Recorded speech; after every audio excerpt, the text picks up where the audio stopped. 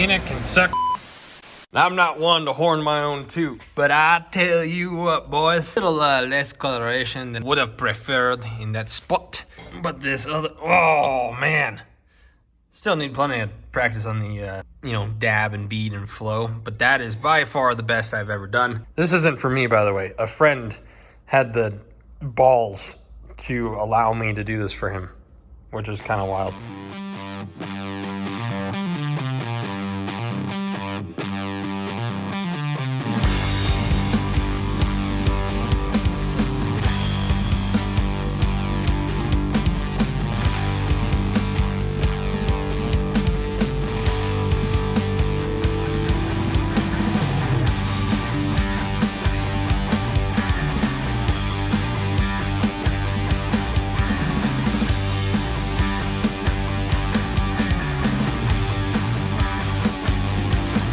Look how good my fitment is. I don't even have to weld it.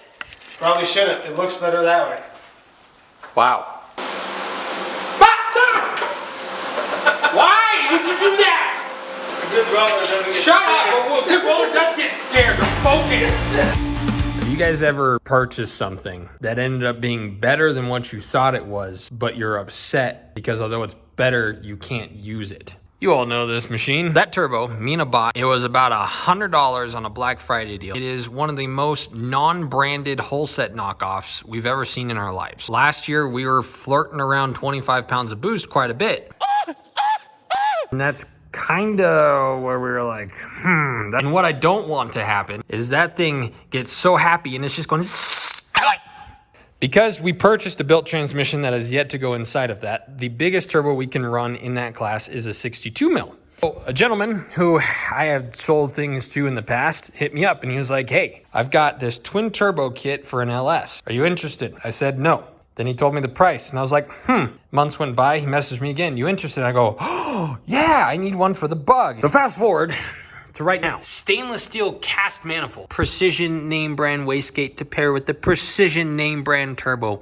Mwah. What's the problem? I was looking at these and I was like, dang, those are pretty good sized. I came over here and I looked at the 67 mil that Mina just purchased for his Civic because he doesn't have a built transmission, so he can run a big boy turbo. I was like, dang, that looks pretty similar. Sorry. To the one that I just purchased, the two that I just purchased. Then Dennis next door brought over his fancy micrometer machine of measuring, and we put it right here, the smallest tip of the turbo.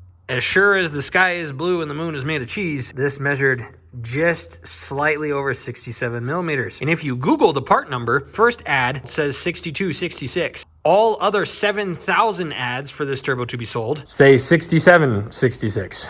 We are left with two options. One, the financially responsible dad decision. Sell it all. Get my money back, maybe make a couple $100 because this was a great deal at $1,800. Or let me now take you over to the C5 Corvette Jeep. As you may recall, the wastegate flange was welded to the housing of the turbo. Up until I decided I wanted the turbo to pop out of the hood and say hello to the world, that was a great option.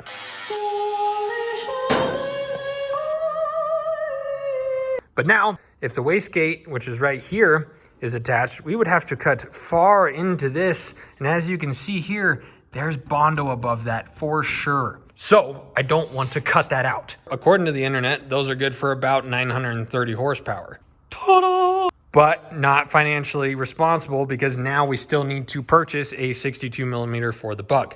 Oh, but wait, it gets worse. As you may also recall, I purchased a cammed 5.3 liter Chevy Colorado, and I've been waiting to do things to it, to touch it gently, to caress its undersides. That is what this would do. It would gently tickle it in its no-no spots. A 500-600 horsepower street truck, 3,400 pounds would also be pretty fun. This entirety, minus that would bolt onto the Colorado. Slightly bigger fuel pump, injectors, and I'm pretty sure we have everything here to run an intercooler setup. But what that means is I just spent $1,800. That wasn't what I wanted to spend $1,800 on. The exhaust that I just did, my payment for that was the rest of the stainless he ordered.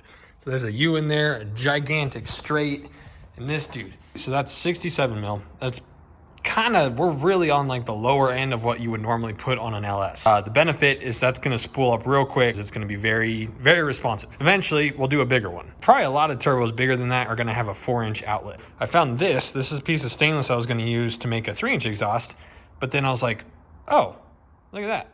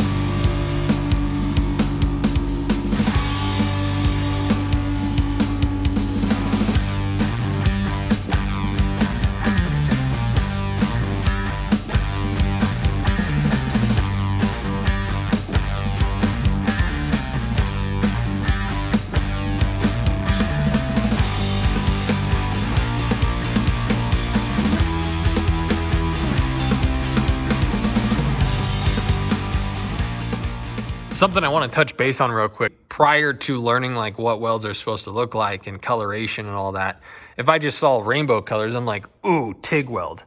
And now I'm starting to understand what I'm doing wrong and where I need a lot more practice. Just took this out to make room for what I'm doing. And I'm really glad they labeled this coupe, because this would have been a shame if this went into a 4-door Corvette. And we're the stupid ones. When you're about to deal with fiberglass, or cutting fiberglass, lather yourself with so much lotion that it's annoying.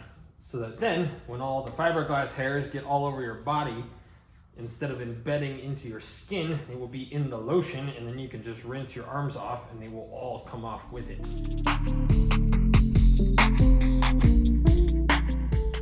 All right, my friends, feast your eyes. Probably just gonna paint that black. I just did that for fun, wanted to kind of experiment. Pretty trippy. It'd be cool with a candy over it. Anyways, pretty solid. That's what it looks like from the in here. Nice little cavity. So intercooler will sit in there. Pipe will run along like such. And then shaka into the intake. Everything is bolted in, so this whole thing will come out, so it'll be easy to access and work on.